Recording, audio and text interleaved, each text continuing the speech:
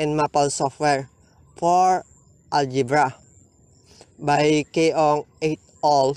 Year 2005.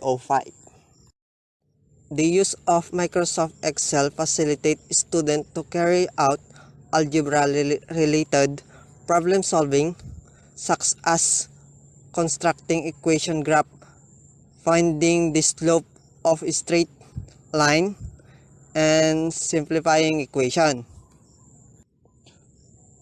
Where the Maple is also used to aid students in constructing equation graph in algebra.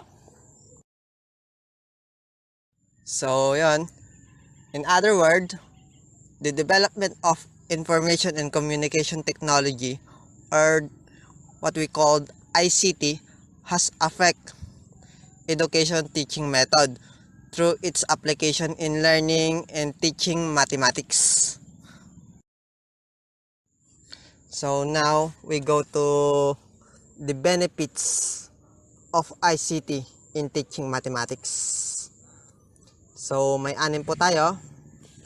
Una, it's attract student interest in learning mathematics. So through use of technology, is mas na-attract daw yung mga estudyante at magka-interesado sa pag-aaral. Pangalawa, it increased their motivation and performance. So, totoo naman, 'di ba? Na-increase niya yung motivation natin at performance. Na-increase niya yung performance natin kasi parang mas mabilis ngayon yung what we call this information. And then the third one is it encourage lifelong learning. Totoo naman, syempre, ang buhay is patuloy sa pag-aaral. Lalong-lalo na tayong mga teacher, di ba? The teacher is the noblest profession. Continue lang yung pag-aaral. Hindi porket natapos ka is tapos na yun. Hindi porket natapos ka sa college is doon na nag-stop ka na.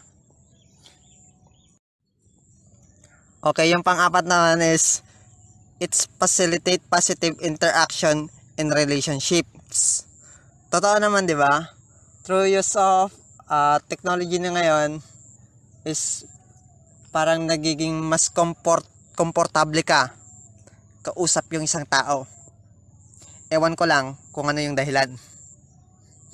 Siguro ayaw mo makita yung pagmumukha niyang pangit. Ganun, joke ha.